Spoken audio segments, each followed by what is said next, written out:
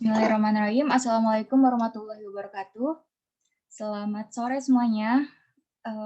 Perkenalkan, kami dari kelompok 8 akan membahas tentang materi penyesuaian diri remaja. Pertama-tama, izinkan saya memperkenalkan diri dulu. Nama saya Rianti Safakila, dan di sini ada anggota kelompok saya. Yang pertama ada Nuraini Apriani, ya, lalu ada Rian Muhammad Sofyan, dan ada Rizka Aulia Yuliani. Lalu untuk pembahasan materi yang pertama tentang konsep dan proses penyesuaian diri remaja akan dibahas oleh saya sendiri. Pengertian penyesuaian diri. Penyesuaian diri dapat diartikan sebagai berikut. Penyesuaian berarti beradaptasi, yaitu dapat mempertahankan eksistensinya atau bisa survive dan memperoleh kesejahteraan jasmania dan rohania. Lalu yang kedua, penyesuaian dapat juga diartikan sebagai konformitas, yang berarti menyesuaikan sesuatu dengan standar atau prinsip. Lalu yang ketiga, penyesuaian dapat diartikan sebagai penguasaan, yaitu memiliki kemampuan untuk membuat rencana dan mengorganisasi respon-respon sedemikian rupa sehingga bisa mengatasi segala macam konflik, kesulitan, dan frustasi-frustasi secara efisien. Individu memiliki kemampuan menghadapi realitas dengan cara yang adekuat atau memenuhi syarat, sehingga dapat disimpulkan bahwa penyesuaian adalah usaha manusia untuk mencapai keharmonisan pada diri sendiri dan pada lingkungannya. Lalu yang kedua ada proses penyesuaian diri. Penyesuaian diri adalah proses bagaimana individu mencapai keseimbangan diri dalam memenuhi kebutuhan sesuai dengan lingkungan. Sekali lagi, bahwa penyesuaian yang sempurna seperti itu tidak pernah dapat dicapai. Karena itu, penyesuaian diri itu lebih bersifat kepada suatu proses panjang hayat atau lifelong process. Dan manusia terus-menerus berupaya menemukan dan mengatasi tekanan atau tantangan hidup guna mencapai pribadi yang sehat. Dalam proses penyesuaian diri dapat saja muncul konflik, tekanan, dan frustasi. Dan individu didorong untuk meneliti berbagai kemungkinan perilaku membebaskan diri dari ketegangan. Lalu yang ketiga ada karakteristik penyesuaian diri. Yang A, penyesuaian diri secara positif. Mereka yang tergolong mampu melakukan penyesuaian diri secara positif ditandai hal-hal sebagai berikut. Yang pertama, tidak menunjukkan adanya ketegangan emosional, lalu tidak menunjukkan adanya mekanisme-mekanisme psikologis, lalu yang ketiga, tidak menunjukkan adanya frustasi pribadi, lalu memiliki pertimbangan rasional dan pengarahan diri, mampu dalam belajar, lalu yang keenam menghargai pengalaman, dan yang terakhir bersikap realistis dan objektif. Dalam melakukan penyesuaian diri secara positif, individu akan melakukannya dalam berbagai bentuk, antara lain yaitu satu, penyesuaian dengan menghadapi masalah secara langsung. Dalam situasi ini, individu secara langsung menghadapi masalahnya dengan segala akibat-akibatnya. Ia melakukan segala tindakan sesuai dengan masalah yang dihadapinya. Misalnya, seorang siswa terlambat dalam menyerahkan tugas karena sakit, maka ia menghadapi konsekuensinya secara langsung, ia mengemukakan masalahnya kepada gurunya. Lalu yang kedua, penyesuaian dengan melakukan eksplorasi atau penjelajahan. Dalam situasi ini, individu mencari berbagai bahan pengalaman untuk dapat menghadapi dan memecahkan masalahnya. Misalnya, seorang siswa yang merasa kurang mampu dalam mengerjakan tugas, ia akan mencari upaya untuk menyelesaikan tugas tersebut. Lalu yang ketiga, penyesuaian dengan trial and error atau coba-coba. Dalam cara ini, individu melakukan suatu tindakan coba-coba dalam arti kalau menguntungkan diteruskan dan kalau gagal itu tidak diteruskan. Lalu yang keempat, penyesuaian dengan substitusi atau mencari pengganti. Jika individu merasa gagal dalam menghadapi masalah, maka ia dapat memperoleh penyesuaian dengan jalan mencari pengganti. Misalnya, gagal menonton di gedung bioskop, maka ia mencari jalan lain yaitu pindah dengan menonton TV. Lalu yang kelima, penyesuaian diri dengan menggali kemampuan diri. Dalam hal ini, individu mencoba menggali kemampuan-kemampuan khusus dalam dirinya dan kemudian dikembangkan sehingga dapat membantu penyesuaian diri. Misalnya seorang siswa yang mempunyai kesulitan dalam keuangan, lalu ia berusaha mengembangkan kemampuannya dalam menulis atau mengarang. Dari usaha mengarang tersebut, ia dapat membantu mengatasi kesulitan dalam keuangannya. Lalu yang keenam, penyesuaian dengan belajar. Dengan belajar, individu akan banyak memperoleh pengetahuan dalam keterampilan yang dapat membantu menyesuaikan diri. Misalnya, seorang guru akan lebih dapat menyesuaikan diri dengan banyak belajar tentang berbagai pengetahuan keguruan. Lalu yang ketujuh, penyesuaian dengan inhibisi dan pengendalian diri. Penyesuaian diri akan lebih berhasil jika disertai dengan kemampuan memilih tindakan yang tepat dan pengendalian diri secara tepat pula. Dalam situasi ini, individu berusaha memilih tindakan mana yang harus dilakukan, dan cara inilah yang disebut inhibisi. Di samping itu, individu harus mampu mengendalikan dirinya dalam melakukan tindakannya. Lalu yang terakhir, penyesuaian dengan perencanaan yang cermat. Dalam situasi ini, tindakan yang dilakukan merupakan keputusan yang diambil berdasarkan perencanaan cermat. Keputusan diambil setelah mempertimbangkan dari berbagai segi, antara lain segi untung dan ruginya. Oke, lalu materi selanjutnya akan dijelaskan oleh rekan saya, yaitu Rizka Aulia Yuliani. Kepada Rizka, dipersilakan. Baik, terima kasih moderator. Materi selanjutnya yaitu penyesuaian diri yang salah. Kegagalan dalam melakukan penyesuaian diri secara positif dapat mengakibatkan individu melakukan penyesuaian yang salah. Ada 3 bentuk reaksi dalam penyesuaian yang salah, yaitu 1. Reaksi bertahan atau defense reaction. Individu berusaha untuk mempertahankan dirinya seolah-olah tidak menghadapi kegagalan. Bentuk khusus reaksi ini antara lain 1. Rasionalisasi, yaitu bertahan dengan mencari-cari alasan untuk membenarkan tindakannya. Yang kedua, represi, yaitu berusaha untuk menekan pengalamannya yang dirasakan kurang enak ke alam tidak sadar. Misalnya, seorang pemuda berusaha melupakan cintanya dengan seorang gadis.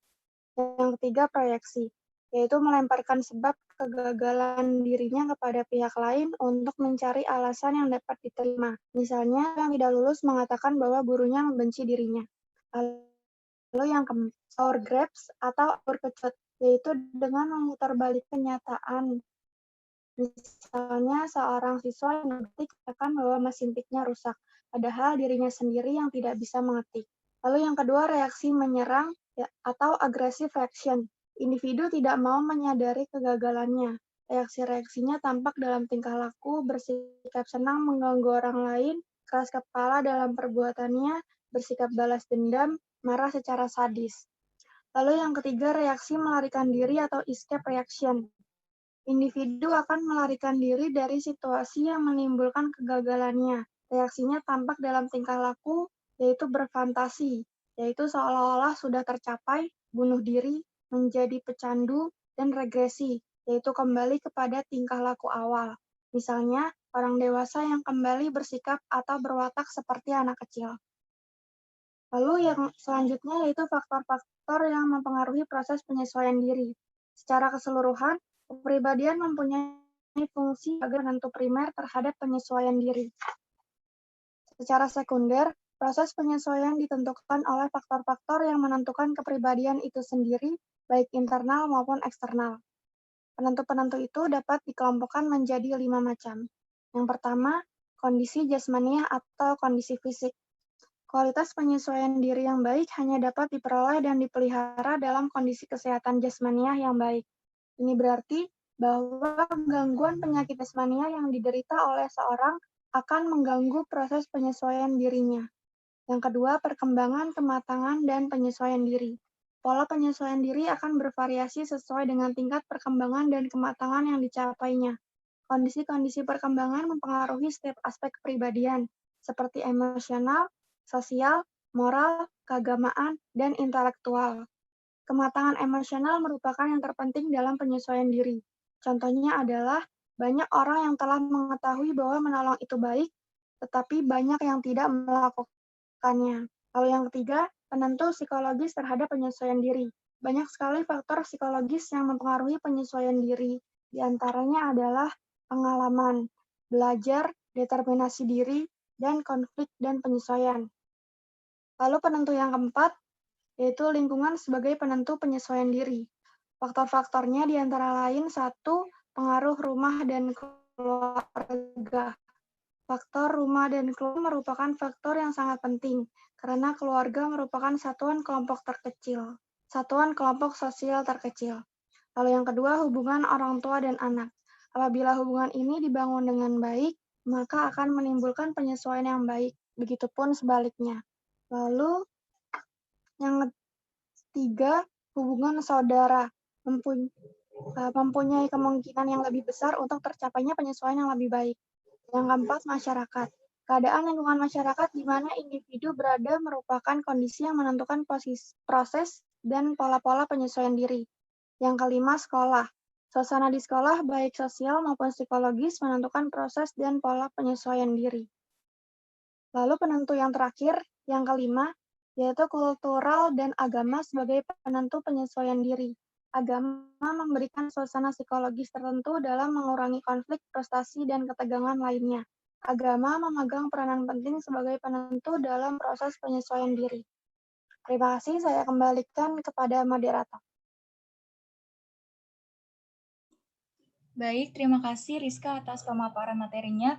Lalu selanjutnya materi akan dibawakan oleh Nuraini Apriani. Kepada Nuraini, dipersilakan.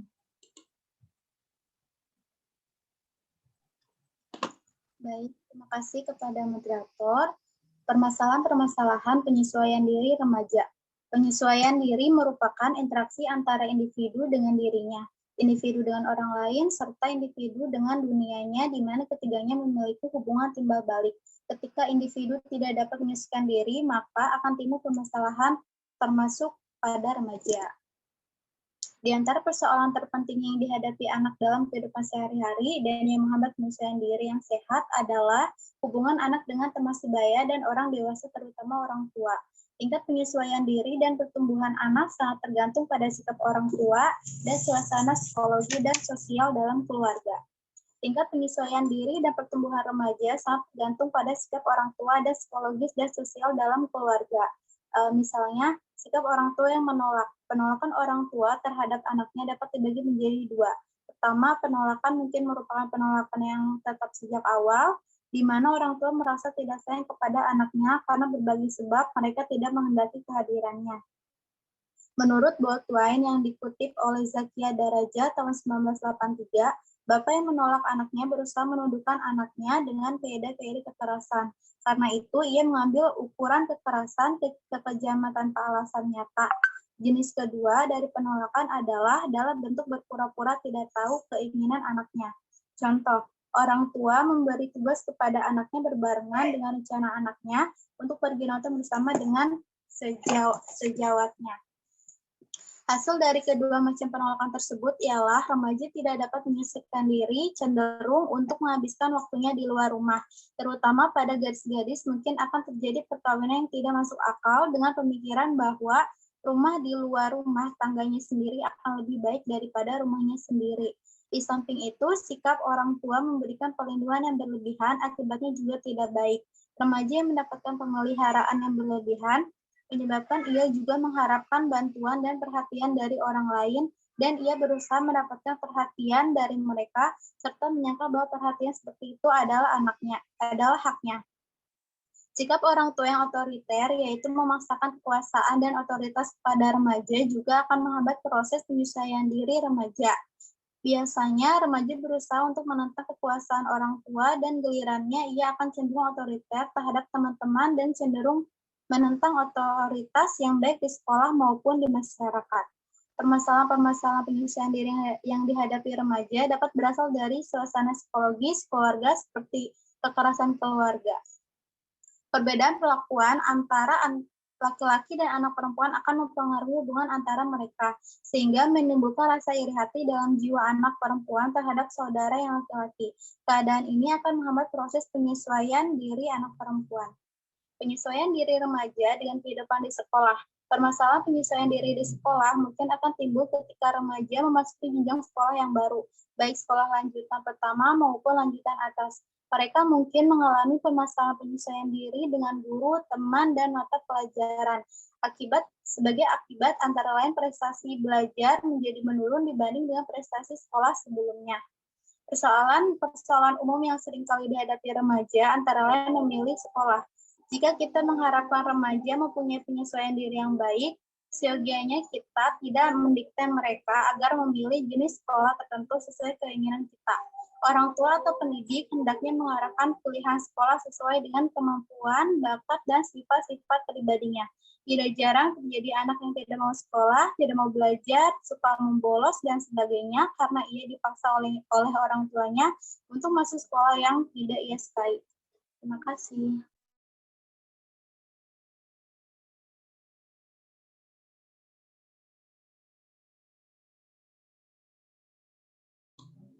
Baik, terima kasih Nuraini atas pemaparan materinya.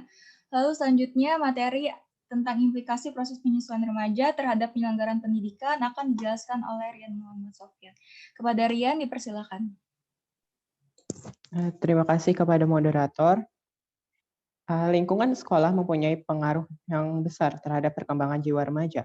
Sekolah selain mengemban fungsi pengajaran juga fungsi pendidikan atau transformasi norma. Dalam kaitannya dengan pendidikan ini, peranan sekolah pada hakikatnya tidak jauh dari peranan keluarga, yaitu sebagai rujukan dan tempat perlindungan jika anak didik mengalami masalah. Oleh karena itulah di setiap sekolah lanjutan ditunjuk wali kelas, yaitu seorang guru yang akan membantu anak didiknya jika ia menghadapi kesulitan dalam pelajaran, dan guru-guru bimbingan dan penyuluhan untuk membantu anak didik yang mempunyai masalah pribadi dan masalah penyesuaian diri baik terhadap dirinya sendiri maupun terhadap tuntutan sekolah. Lalu ada upaya-upaya yang dapat dilakukan untuk memperlancar proses penyesuaian diri remaja, khususnya di sekolah adalah yang pertama, menciptakan situasi sekolah yang dapat menimbulkan rasa betah at home bagi anak didik, baik secara sosial, fisik, maupun akademis. Yang kedua, menciptakan suasana belajar mengajar yang menyenangkan bagi anak. Yang ketiga, usaha memahami anak didik secara menyeluruh, baik prestasi belajar, sosial, maupun seluruh aspek pribadinya. Yang keempat, menggunakan metode dan alat mengajar yang menimbulkan gairah belajar. Yang kelima, menggunakan prosedur evaluasi yang dapat memperbesar motivasi belajar. Yang keenam, ruang kelas yang memenuhi syarat-syarat kesehatan. Yang ketujuh, peraturan atau tata tertib yang jelas dan dapat dipahami oleh murid. Yang kedelapan, teladan dari para guru dalam segala aspek pendidikan. Yang kesembilan, kerjasama dan saling pengertian dari para guru dalam melaksanakan kegiatan pendidikan di sekolah. Oleh karenanya, guru yang merupakan figur pendidik berperan penting dan besar pengaruhnya terhadap penyesuaian siswa-siswanya. Oleh karenanya, guru dituntut efektif dan sebagai berikut. Yang satu, memberikan kesempatan atau alert, tampak antusias dan berminat dalam aktivitas siswa dalam kelas. Yang kedua, ramah atau cheerful dan optimis. Yang ketiga, mampu mengontrol diri dan tidak mudah kacau, serta teratur tindakannya. Yang keempat, senang kelakar dan mempunyai humor. Yang kelima, mengetahui dan mengakui kesalahan-kesalahan dirinya sendiri. Yang keenam, jujur dan objektif dalam memperlakukan siswa. Yang ketujuh, menunjukkan pengertian dan rasa simpati dalam bekerja dengan siswa-siswanya. Jika para guru bersama dengan seluruh staf di sekolah dapat melaksanakan tugasnya dengan baik, maka anak-anak didik di sekolah itu yang berada dalam usia remaja akan cenderung berkurang kemungkinannya untuk mengalami permasalahan-permasalahan penyesuaian diri atau terlibat dalam masalah yang bisa menyebabkan perilaku yang menyimpang. Terima kasih. Saya kembalikan kepada moderator. Baik, terima kasih atas semua pemateri untuk penyampaian materinya. Lalu izinkan saya untuk menyampaikan kesimpulan materi kita pada hari ini, yaitu tentang penyesuaian diri remaja. Penyesuaian diri remaja dapat disimpulkan bahwa penyesuaian adalah usaha manusia untuk mencapai keharmonisan pada diri sendiri, orang lain, maupun pada lingkungannya. Penyesuaian diri adalah suatu proses, dan salah satu ciri pokok dari kepribadian yang sehat mentalnya ialah memiliki kemampuan untuk mengadakan penyesuaian diri secara harmonis, baik terhadap diri sendiri maupun terhadap lingkungannya.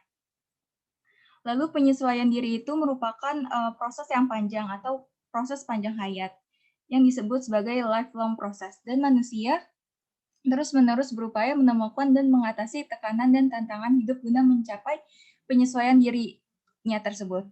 Lalu, tidak selamanya individu berhasil dalam melakukan penyesuaian diri, karena kadang-kadang ada rintangan-rintangan tertentu yang menyebabkan tidak berhasilnya melakukan penyesuaian diri.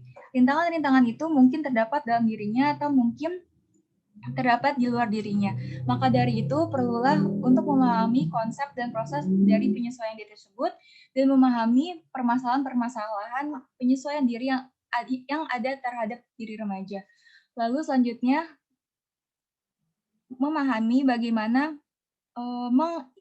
mengimplementasikan penyesuaian diri remaja terhadap penyelenggaraan pendidikan.